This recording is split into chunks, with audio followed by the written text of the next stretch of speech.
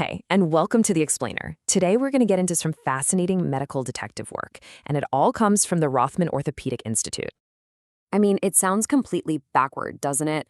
Why on earth would a surgeon create a broken bone on purpose?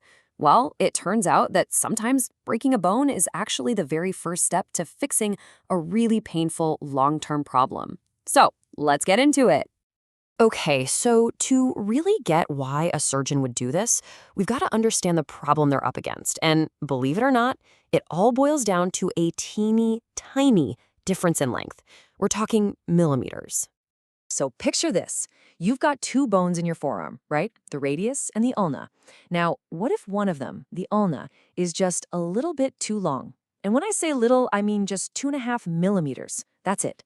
But that tiny difference can completely throw off how your wrist handles weight and pressure, and that leads to some serious chronic pain. That condition, it's called ulnar impaction syndrome.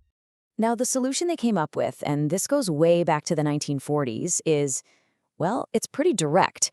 It's a surgery called an ulnar shortening osteotomy. Basically, a surgeon goes in, cuts out a tiny piece of that longer bone, the ulna, to shorten it, and then they use a metal plate and some screws to hold the two ends together so they can heal. Simple, right? Problem solved. Or is it? And this is where our mystery really begins. See, the entire success of this surgery hangs on one really, really important thing. That bone has to heal back together. And sometimes, well, it doesn't. The medical term for this is non-union. It's exactly what it sounds like. The two ends of the bone, even though they're held in place by that plate, they just never fuse back together. So you end up creating a whole new problem right where you were trying to fix one. And this is really what kicked off the investigation. When the researchers at Rothman looked back at their own patients, they found that this was happening 10% of the time. Think about that. 1 out of every 10 people who had this surgery was walking away with a bone that hadn't healed. So that became the million-dollar question. Why? What was causing this 10% failure rate? Was it something about the patients themselves, their age maybe, or their health? Could it be the brand of the metal plate they were using? Or was it something else completely? The hunt was on to figure it out. Now, to crack this case, the team didn't set up some new, big experiment. Nope. They essentially became medical detectives, digging back through years and years of patient files, looking for clues, searching for a hidden pattern. What they did is called a retrospective cohort study. It sounds complicated, but it just means they looked back at what already happened. They pulled the files on 92 patients who were treated by 17 different surgeons, all between 2015 and 2022. That gave them a ton of data to sift through. So their first suspect? The hardware. The actual metal plates and screws. Surgeons were using a bunch of different brands, 7 to be exact. The team thought, okay, maybe one of these brands is just not as good. But when they ran the numbers, nope. There were some slight differences, but nothing that really stood out. The brand wasn't the smoking gun they were looking for.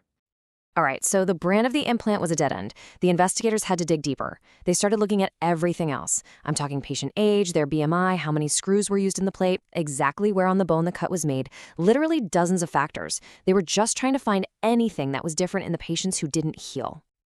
And after looking at all that information, after sifting through every possible clue, they found it. And the answer wasn't about the tools being used. It was about the technique. It all came down to the single most basic part of the whole surgery, the way the surgeon actually cut the bone. See, it turns out there are 2 basic ways to make this cut. You can do a transverse cut, which is just straight across, perpendicular to the bone, or you can do an oblique cut, which is diagonal at an angle. Now, why does that matter? Well, that simple angle makes a huge difference. The oblique cut gives you about 40% more surface area. It's like giving the bone cells a much bigger construction site to work on, making it easier for them to build that bridge and heal the gap. And when they looked at the data, wow, it wasn't just a small difference, it was massive. For patients who got that angled oblique cut, the failure rate was only 6%. But for the ones who got the straight transverse cut, the failure rate was an unbelievable 50%. Half. Half of those bones just didn't heal.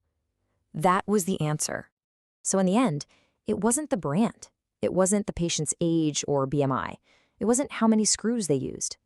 The single biggest thing that could predict whether that bone would heal or not was just the angle of the cut. That's it. Okay, so case closed, right? The straight cut is the villain of our story. But there's one last piece to this puzzle.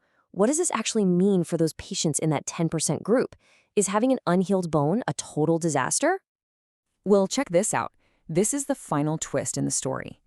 Of the 9 patients in the study whose bones didn't heal, almost half of them, 44%, had 0 symptoms, no pain, they were just fine, living their lives. The only way you'd know their bone hadn't healed was by looking at an X-ray. And only about a third of that group actually needed to go back for another surgery.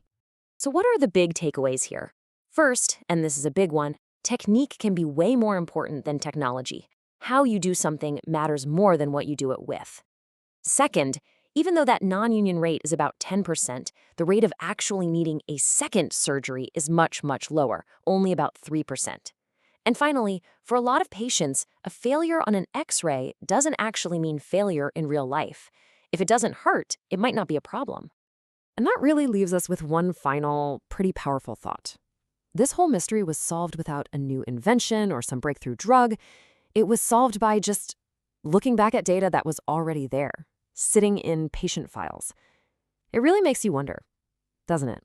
How many other answers to big medical questions are just sitting there, hiding in plain sight, waiting in the digital records of hospitals all over the world?